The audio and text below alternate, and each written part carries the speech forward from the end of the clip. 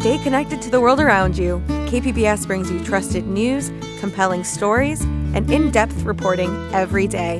Wherever life takes you, KPBS is here, on the radio, online, and on the go.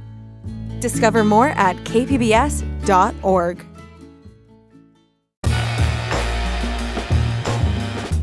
It's time for KPBS Midday Edition. On today's show, a local author takes us back to 1960s San Diego in a heartfelt story about family, faith, and war. I'm Andrew Bowen with conversations that keep you informed, inspired, and make you think.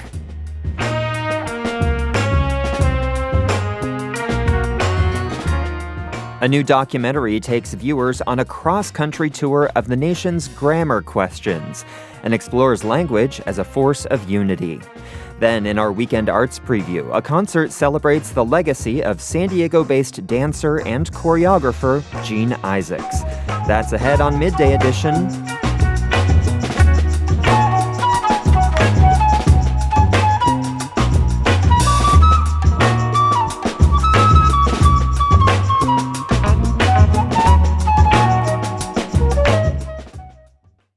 A new middle grade book takes us to the San Diego neighborhood of Palm City, where a young girl is growing up against the backdrop of the Vietnam War. The book Yoli's Favorite Things follows 12-year-old Yolanda as she makes a pact to keep her brother Chuy from getting drafted. Author Patricia Santana grew up in Palm City in the South Bay. Her other books include Motorcycle Ride on the Sea of Tranquility and Ghosts of El Grullo, both of which have received various awards. And Patricia joins me now. Welcome to Midday Edition. Thank you. I'm happy to be here. Tell us a bit more about Yoli, the protagonist in this book. How would you describe her character and the journey that she goes on throughout the book? Well, she's a very dramatica little girl of 12 years old, and she is one of 9 siblings, and she likes to think of her family as very similar to the family of the Von Trapps of her favorite movie, The Sound of Music.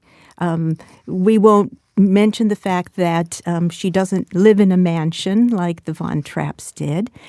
She lives in a little house with 3 bedrooms, one for the 5 sisters and then one for the 4 brothers and the parents.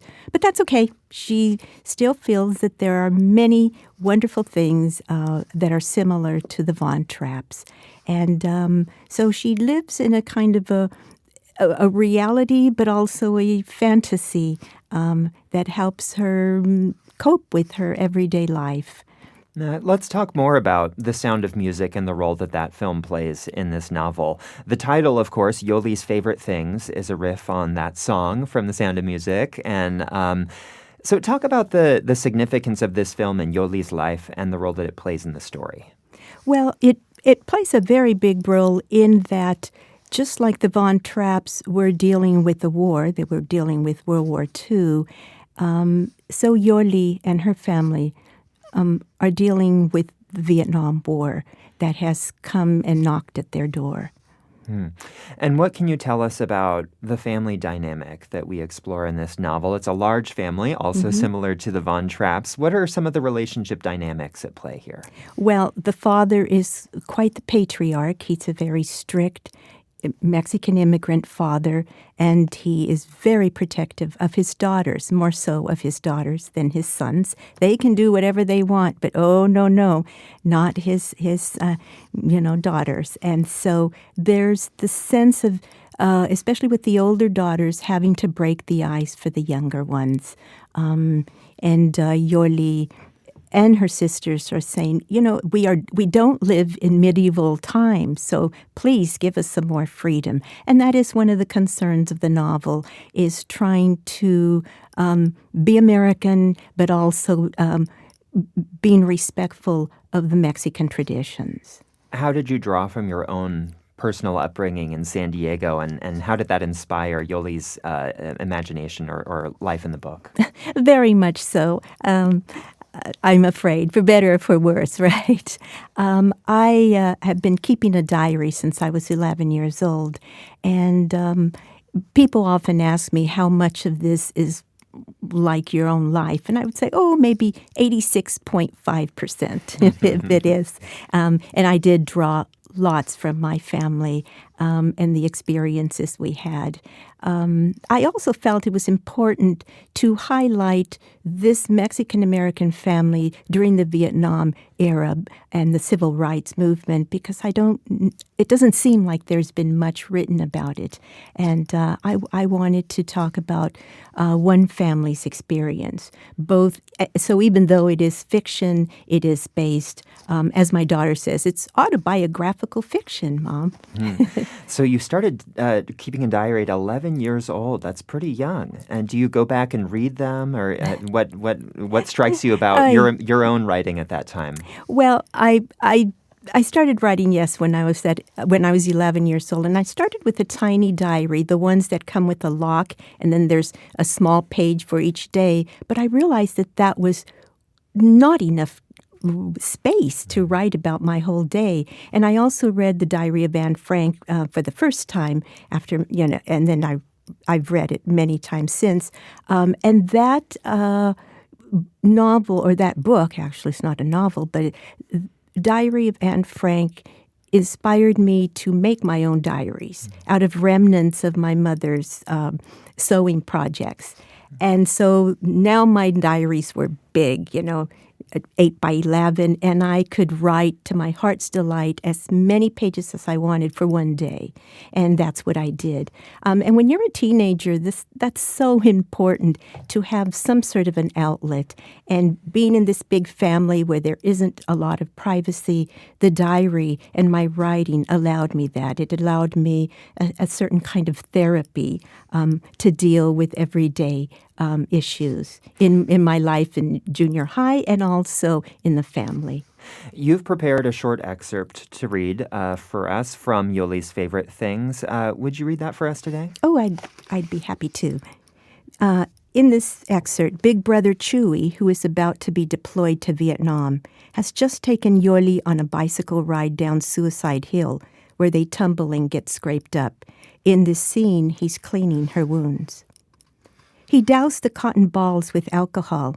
"It's going to sting a bit," he warned as he patted the wet cotton on the wounds, wiping off the gravel and dirt, the blood. And I started to cry. First just a little bit, and then I couldn't catch my breath. I was sobbing in gulps. "Sorry," he said, quickly blowing on the cuts. "I know it hurts, Yoli. It'll stop in a couple of seconds. You're pretty banged up." "That's not why I'm crying, Chuy," I said. "You know that's not why I'm crying." He dabbed the mercurio on the cuts and then unwrapped the Band-Aids, applying one to each gash, gently, carefully, as if he were performing delicate surgery. He avoided my eyes. "Promise me that you'll come back, Chuy," I said. "Promise me that."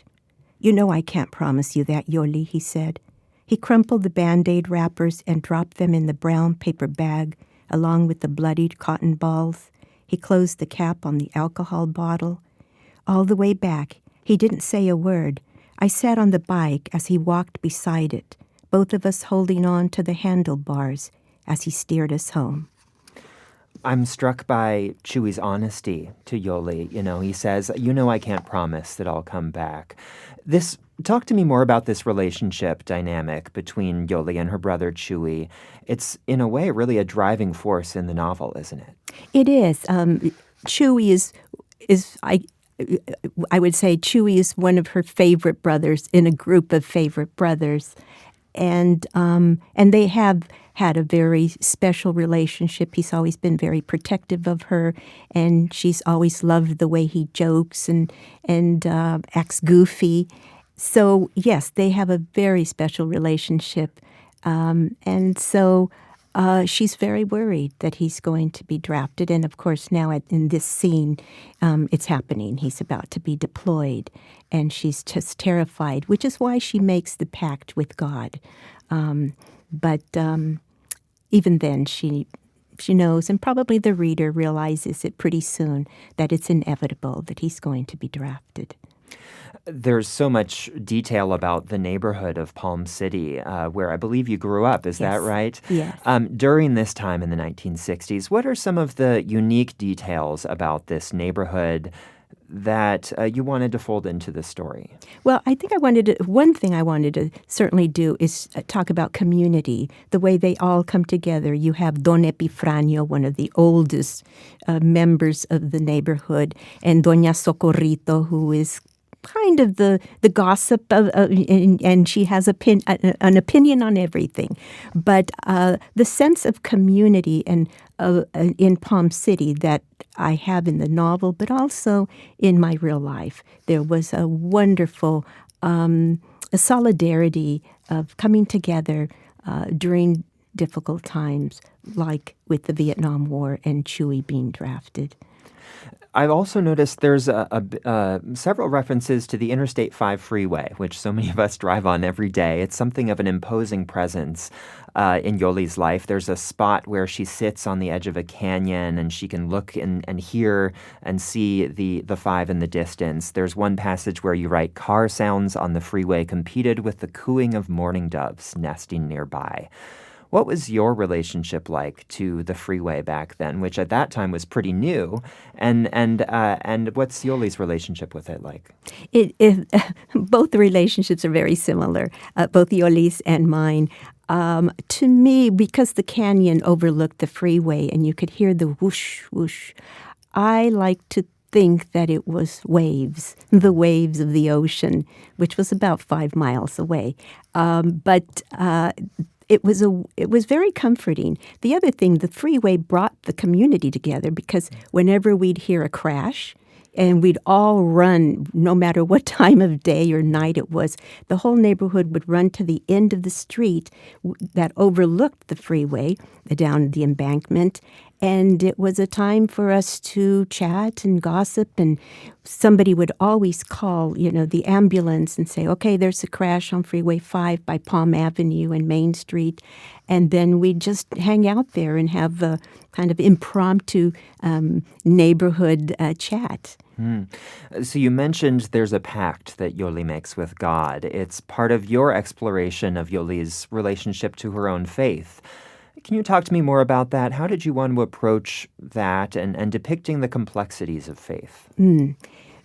Lydia is Yoli's best friend, and so they made a pact when they were 8 years old to become nuns when they grow up. But now that she's 12 years old, Yoli has a crush on the altar boy, and she's not sure she wants to be a nun. And so one of her preoccupations is how to tell this to Lydia. But when she's thinking, no, I don't want to be a nun. How can I be a nun if I have a crush on Benjamin Sandoval?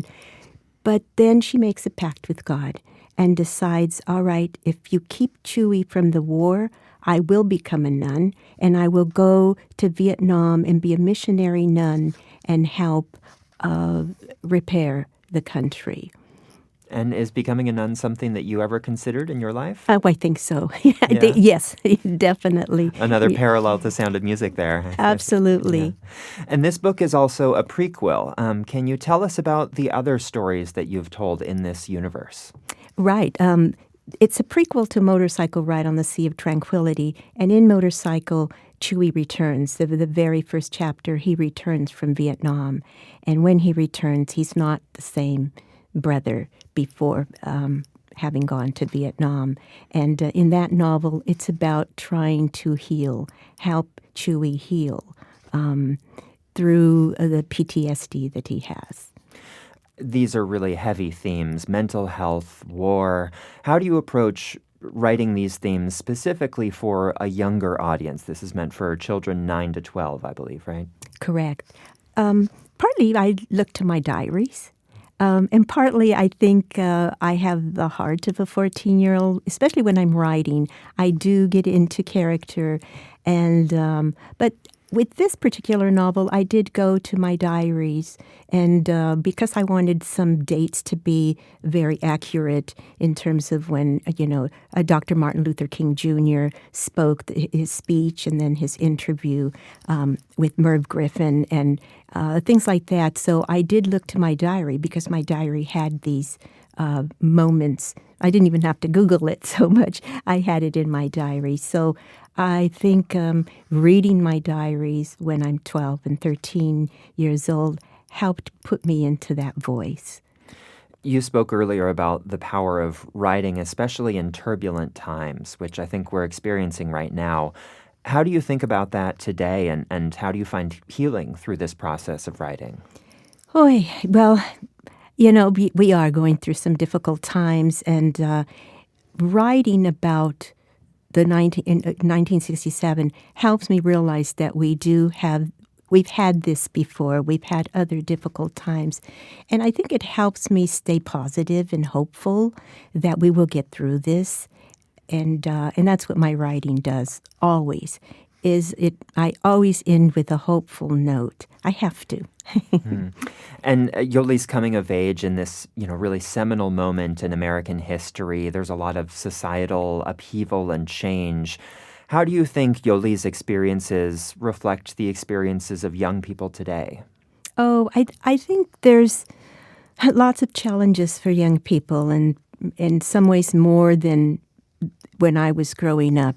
But I think reading about other people, other young people having these challenges, I hope it brings them some sort of healing and some sort of acceptance, and to go forward and to be active as best they can.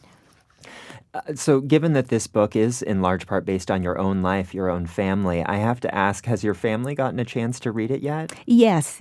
And what did they think? Well, I'm always afraid, how they're going to react, if they're going to say, well, it didn't quite happen that way, or, oh, which sister am I supposed to be? And so I don't answer those questions, but they have been very, very pleased. And as a few of them said, it took me back to that time. And one of my sisters drove around Palm City just to relive those memories. You said, I think it was your daughter who told you this is something like a fictional autobiography. Why did you choose to make it a work of fiction and not a memoir? Well, interestingly, I was going to make this book a memoir, and I wrote about 50 pages, and then I came to the Von Trapps. I said, the Santanas are a lot like the Von Trapps. And then I paused. I said, I think I'm going to make this fiction because it allows me more freedom and the chance to be more creative. And then this way, with a memoir, I always feel like perhaps I'm going to step on people's toes and did I get the dates right, etc. So I thought, nope, let's just make it where I'm a little freer about telling the story. You said you like to end your novels on a happy note or a hopeful note. What do you hope readers take away from Yoli's favorite things? Oh, I hope that they will be hopeful as well, and that even when things are dark, find the light. Find the light, even if that means fantasizing that you are the Von Trapps escaping over the Alps. Well, I've been speaking with Patricia Santana. She's the author of the new book, Yoli's Favorite Things. Patricia will be doing a reading and signing at the Book Catapult in South Park tonight. That's Thursday at 7 p.m. She'll also be doing an event at the new Barnes & Noble in La Jolla Village Square on November 1st at 4 p.m. And you can find all of those details at kpbs.org/midday. Patricia, thank you so much for joining us. Oh, my pleasure. Thank you.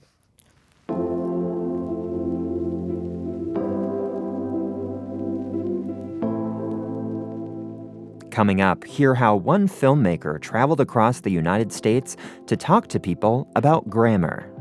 I probably deal more with the common themes. Like people want to know how to use apostrophes in South Dakota. They want to know how to use them in Florida. They want to know how to use them in Oregon. How language can unite us when Midday Edition returns.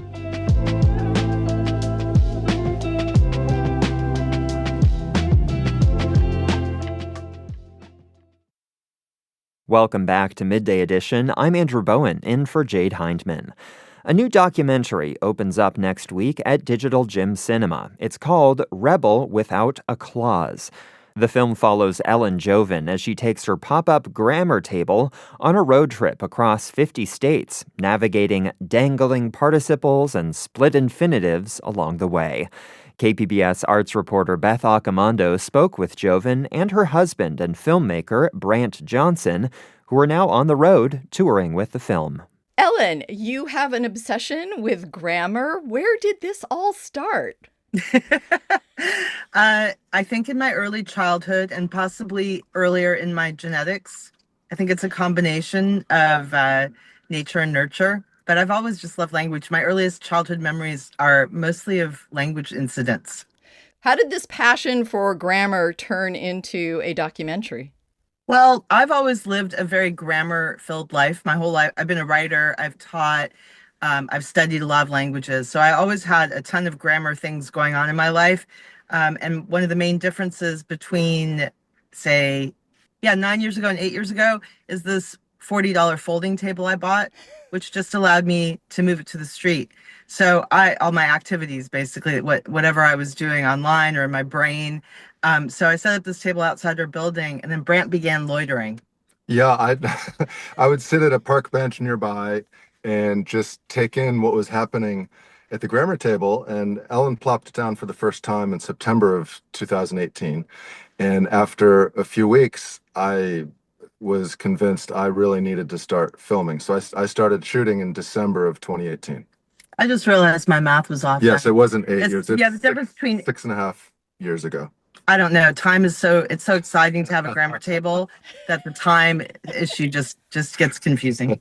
It's okay. You're a grammarian and not a mathematician. Well, actually, I was captain in my high school math team, so I don't want my former math teacher, to hear this.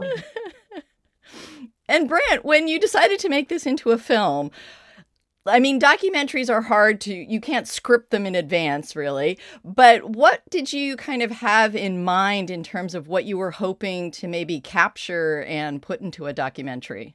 Well, what I was hoping to capture was the spontaneity and genuine joy, fun, humor, connection that was happening at the table. And I really wanted to do that justice. And if I could sort of get out of the way and have people be able to experience what the handful of people were experiencing when they arrive at the table, that I could bring that to a broader audience, that would be fantastic. So I didn't have beyond that a structure or a very specific idea. I wanted to have this movie be about this.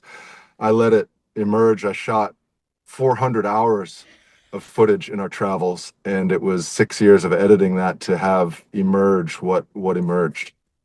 All right, I think this is a good moment to listen to a little bit of the trailer and hear some of the energy from the people you were speaking with at that table.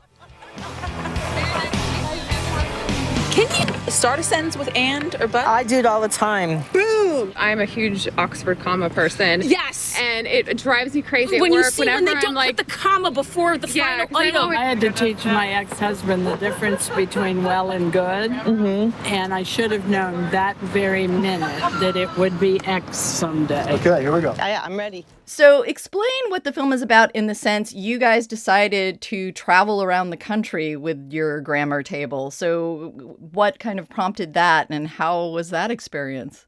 Once it became clear, as soon as Ellen plopped down the table, that it was a hit. People came up to the table immediately, had questions, wanted to vent, wanted to talk. And so that prompted someone, and people started asking Ellen, well, you should write a book about this. And Ellen thought, that's a good idea. And I was going to be shooting the film and thought, well, let's have the travels and the shooting and the road trip be part of Ellen made that part of her proposal for the part of my book proposal. That's true. proposal. I initially did this just for grammar hedonism. It really I don't know, it changed so quickly. And I love seeing places that I haven't seen before. So we've been tourists all over the country already. Having a grammar advice stand and setting it up on the streets of a random place is, I think it has to be one of the most efficient ways to learn about the community that you've just entered into, because people share, language is intimate. And so they share stories from their childhood. You meet their relatives, their children. It's just really, it's very moving. And did you notice anything geographically in terms of what kind of things people were interested in or particular kinds of language issues that came up in different areas? I mean, I'm just curious if there was any sort of difference or pattern in terms of your travels. There are regional differences in English, but I would say more often there's a lot of people move around the United States a lot. We were often in major urban areas, although not always. So I probably deal more with the common themes. Like people want to know how to use apostrophes in South Dakota. They want to know how to use them in Florida. They want to know how to use them in Oregon. So that's similar. We did have some more y'all discussion in the South. The proper way to use y'all. Y'all. Tell me, does the apostrophe go before or after the A? It don't go at all. What are you talking about? Before. Oof. Thank you. I agree with that. Wait. I hate because they use it after the A. I can't stand it. All y'all and all y'all. And then hardly anyone ever asks me about the word ain't, but for some reason, just statistically, probably just chance, 2 people asked about that in Ohio and nowhere else. So Brandt, with 400 hours of footage, how did you tackle that? And did you kind of think in your head about a format or a structure so that you could pare that down more quickly than to just, that's a mountain of film. Yes, indeed. Well, the first step was just to understand what I had and just to catalog it. It was a giant mountain of data and tagging, cataloging, recognizing themes, and just having it really a giant database in the program I was working in to edit it, to be able to cross-reference and think, oh, here's a theme. Where did I see that? And be able to just search for it. So that took months and months and months just to know what I had. I heard a great quote. It is, if you don't know where something is, you don't have it. I like that. So I have this thing. Where is it? I don't know. Well, you don't have it. That's good. I know. That really helped me organizing things. Yeah. So I thought, first off, I need to know where stuff is. Otherwise, it's just lost in a mountain and I might as well not have it. And I'm actually speaking with you while you are in the car that you've toured the United States with, and you're now touring the film? We are going all over the country to screenings of the film, doing Q&A sessions afterwards. Ellen is setting up her grammar table at these screenings, many of them. And it's fascinating that after the experience of the grammar table itself, and that was, all over the country and interacting with communities and building little communities at the table, that these years later, now that the film is done, it's sort of picking up where we left off, or rebooting the travels of the grammar table in a different way, but still a sort of community building, exploring the country way again. We just counted up, we're at the 30-something states with screenings of the film, and it looks like we're going to close in on 50 before too long. And what you do at the grammar table is very personal because you're actually interacting with people every time they come up to your table. With the film, you're kind of sending it off into the world and, people can watch it on their own. So what do you hope people are kind of taking away from that film if you're not there at the grammar table to add an extra element to it?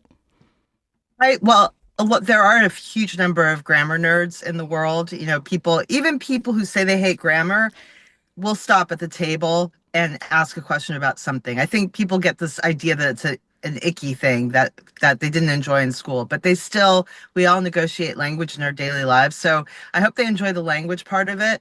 But I also think in our lives, we need to have time for the things we have in common and that give us peace and pleasure, so that we don't there's a lot of negativity around. We do actually still all punctuate mostly and and deploy language. So I want them to feel that sense of community, whether they're at the table or not. And I think the way Brandt filmed this has made that really possible for them. And this film, for sure, it's a grammar road trip docu-comedy, rollicking, fun film, but at its heart, it really is about human connection. Absolutely. And you are actually coming to San Diego to our Digital Gym Cinema. You've already sold out your screening with Martha Barnett. Talk about coming to San Diego. Well, I'm very excited about it because I grew up in Southern California, Los Angeles specifically, and I believe my first encounter with San Diego was the zoo on a field trip in school. We've been there since, but it's going to be really wonderful to be in the area in the general area where I learned a lot of the grammar that I use in my life. That's going to be a lot of fun, and to see some of the grammar nerds we've accumulated through our travels already. We've made lots of grammar friends. Some of them are in San Diego. Some of them have read the book. And it's just, I actually kind of start crying sometimes. I try to not be too obvious about it, but it's so moving to me to see people again that we met through this thing that has been so special. So I'm looking forward to it. And I love Martha. So do you have any particular fond memories of shooting and anything like that stood out for you that maybe surprised you? So many fond memories of shooting. The whole experience was really miraculous, and the interactions of every imaginable kind of person coming up to the table. But you have a favorite. I have a. I think I have a couple of favorite. I have a couple of favorites. One visit for me it was January 13th of 2020. It was our last stop before COVID hit. We didn't know at the time, of course, but two young men strolled up to the table, and I was just getting set up with the gear and everything. And in Decatur, Alabama. As soon as they started talking, I thought, oh my God, this is just too good to be true. And I was just scrambling to get the gear set up and press record.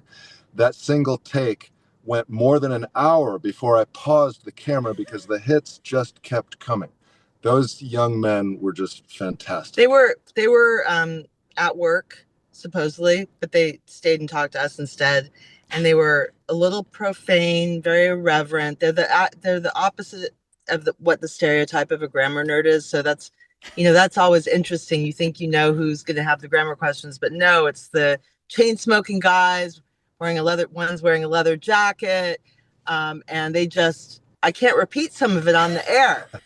And that surprise was such a central feature to the whole experience of just the confirmation that you just don't know when you look at someone you don't know whether they're going to love grammar or not, or love something else or not. And that sort of surprise was just a wonderful part of the whole experience. I think that's also just why the surprise of the people who come up to the table, but also the surprise of the table itself. I think life is more fun when you have surprises, and it's little, but if you suddenly come across a grammar advice stand on your way to work where you can ask a question about a comma that's been bugging you, I like that in my own life in other ways. I don't like surprise parties, but a surprise pop-up grammar advice stand is different. That was KPBS's Beth Accomando speaking with Ellen Jovin and Brandt Johnson. Their film, Rebel Without a Clause, opens at Digital Gym Cinema next Thursday with a sold-out screening featuring Away with Words' Martha Barnett. But fear not, there will be additional screenings through October 30th.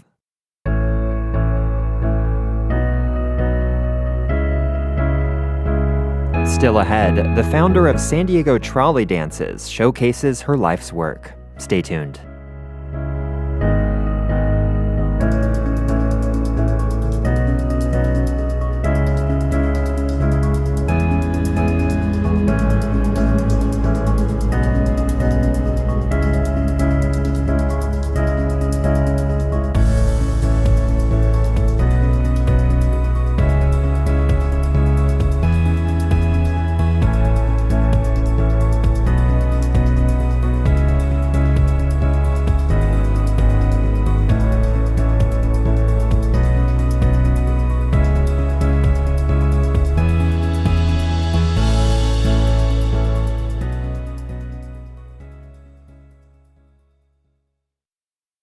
Welcome back to KPBS Midday Edition. I'm Andrew Bowen, filling in for Jade Hindman.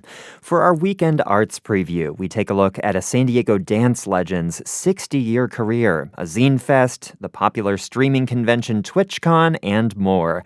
And joining me with all the details is KPBS arts reporter Julia Dixon Evans. Julia, welcome. Hey, Andrew. Thanks for having me. So first up, you talked to Jean Isaacs this week. She's the longtime artistic director of San Diego Dance Theater, and she's probably best known for starting the popular Trolley Dances series, right? Right. And she retired in 2021. She was artistic director of San Diego Dance Theater for 24 years, and that's when she started and developed Trolley Dances. But she had like this entire career of choreography before and during that. She says that she has 150 dances that she has choreographed. It's pretty impressive. So this concert is a chance to celebrate that legacy. There'll be a bunch of dancers, including longtime collaborators like the also legendary Monica Bill Barnes, who worked with Isaacs when Barnes was based here, Blythe Barton, Ivan Flores, Cecily Holcomb, and more, including Jean Isaacs' own daughter and two of her young grandchildren. Aww. And even Jean herself will be on stage. She's now 81. And she said that she does tend to get dizzy and mostly just dances in her chair with her grandkids. But she has been practicing and will be on stage for this concert. She said that she'll depend on Monica Bill Barnes to support her, literally, if she loses her footing. And depending on others is kind of an extension from her career. She's always worked with other choreographers. She told me that this is the first time in her career that a show is just her choreography. In all those years, in all those 150 dances, none of them were just Jean Isaacs. But it's something about the human condition and what does it mean to be together with other humans and when you're not together, which often happens as you get older. And, I remember talking to Isaacs almost 4 years ago when she was about to retire, and she was feeling so disheartened about the work of running a dance company, the work of creating art in a society. And this was early 2021, not traditionally an easy time for performing arts, the industry. So I asked her this week if she's feeling any differently after some distance and some rest. And she for sure is feeling more at peace, and a big part of that is her family. I feel very lucky that I've been given this thing that not only me, but my children and my children's children also see the beauty of live concert dance. They love it. So it's going to be extra meaningful that two of her grandkids will perform her choreography this weekend. There's two concerts on Saturday, 2:30 p.m., and then an evening show at 7:30. This is at Liberty Station's Lightbox Theater, which is a really nice and intimate place to see a performance. So it's also the Zine Fest this weekend. I have to say, every time you bring us with something that was already on my radar, I feel extra cool. I feel cool now. Yeah, great. So what can you tell us about the Zine Fest? Yeah, so this is the 13th annual San Diego Zine Fest. And yeah, I'm super excited about this one too. Zines and DIY culture in general, they're just really thriving right now. DIY art, like zines, they're built upon this idea of accessibility, that anybody can make and produce something on whatever topic they want. This started decades ago. All you needed was like a copier and a stapler. But the Zine Fest celebrates all of it. It's at Woo Studios in Barrio Logan this year. There'll be dozens of artists, small presses, and also other creatives sharing and selling their stuff. They'll have musical performances and DJs all day, each day, and some after-hours events from 6 to 8. And Zine Fest is always packed. It's just a really nice way to browse so much local talent, but also people come here, vendors come here from out of town. It's an attraction. And this is 12 to 8 Saturday and Sunday, and it's free. And we love a free event. Love a free one. And there's a local gallery that is honoring the work of painter Wayne Thiebaud this week. What do you know about this? Yeah, so late American artist Wayne Thiebaud, he's known for these almost like pop-like, whimsical paintings of everyday objects. And I mostly know him for like his desserts, so the pie slices, these ice cream cones, candies. But he also had these thoughtful, line-driven landscapes, cityscapes, and even some portraiture. And La Jolla's Tassendi Gallery, they're opening an exhibit tonight showcasing Thibault's work and also celebrating the release of a new book about him and his work. It's a collection of essays, and one of the contributors is local art historian and curator Derek Cartwright. And they'll be doing a book signing that's tonight at 5 o'clock in La Jolla. So let's transition to literature. Tell us about the indie reading series that's happening on Sunday. Yeah, so this is a literary journal and reading series. It's called Peel Lit. And they're going to release their second issue and also a chapbook. And to launch these, they'll do a reading with a bunch of writers, including Lyra Montoya, Allison Evans, Becca Ray Rose, and more.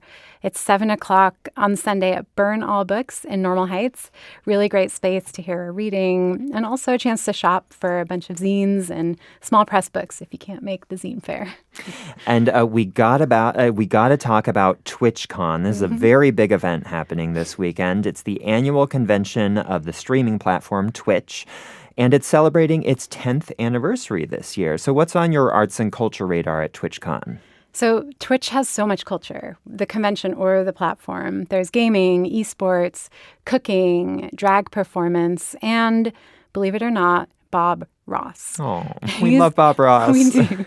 Bob Ross is huge on Twitch, and we all know that he's famous for like this genuine belief that anyone can paint and anyone can paint a beautiful picture. He's famous for this like wet on wet painting technique, and also his catchphrases, happy little accidents. And there's a channel on Twitch dedicated to his work. They do rewatch parties of old episodes of The Joy of Painting and also paint-alongs with what's called a certified Ross instructor. About 6 years ago, I went to TwitchCon and I participated in the official Bob Ross paint-along. It was magical and like really amazing to see people actually doing it. I decided to call up one of the instructors. These are women who became Bob Ross instructors decades ago. And I wanted to ask them why they do it, what's so great about Bob Ross and Twitch. This is Faye Dasher. She called me when she was traveling here for the convention. I love how he will, just talk about, happy accidents. And he just is so real. And it feels to me like, apart from the art instruction, but it's like a hug coming through. I feel like a lot of the young people and all of us actually could use that, a warm Bob hug. And one of the things that I heard about Bob Ross is that he used to pretend that he was talking to one person when they were filming the show.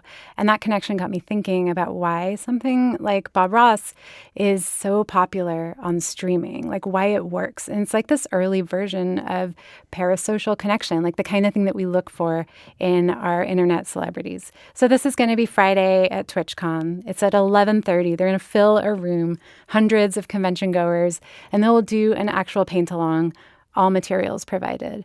And TwitchCon passes, they're not cheap. It's $160 for the full day, $169, or $249 for all 3 days. But the variety of things you'll find, performances, panels, hands-on activities like this, it rivals Comic-Con, if you ask me. Wow.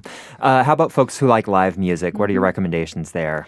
Okay, so there's a show Friday night at Petco Park's Gallagher Square. It's Indie Darlings, Rilo Kiley, and Waxahachie. Dream lineup, if you ask me. Waxahachie had an album come out last year. It's called Tiger's Blood, and that really solidified her as one of the greatest American songwriters working right now. This track is Much Ado About Nothing. My friends are making their assumptions. I was just looking for pain. Oh no, I'm down and out. I'm tragically amiss. Tell you I'm undefeated. I'm not worth fighting with. Oh no, I haven't lost my. And Rilo Kiley, they've been around since the late 90s. And they got really big in the early 00s. This is the project of Jenny Lewis. I'm going to leave you with my favorite Rilo Kiley song, With Arms Outstretched, from their 2002 album, The Execution of All Things. And if you want me, you better speak up. I won't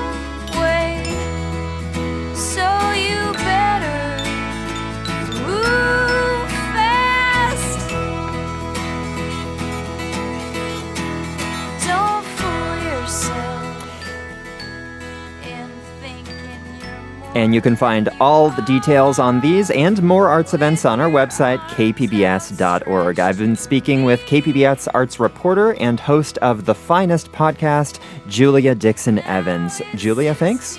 Thank you, Andrew. This was fun.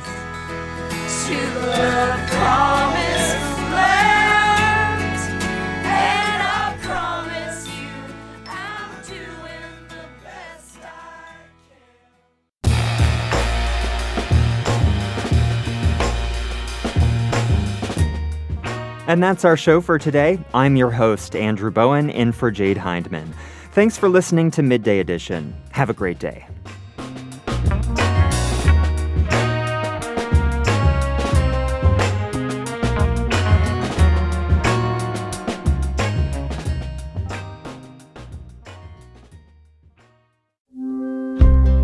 Start your day with Morning Edition and wind it down with All Things Considered, only on KPBS. From global headlines to local stories, stay informed, inspired, and connected.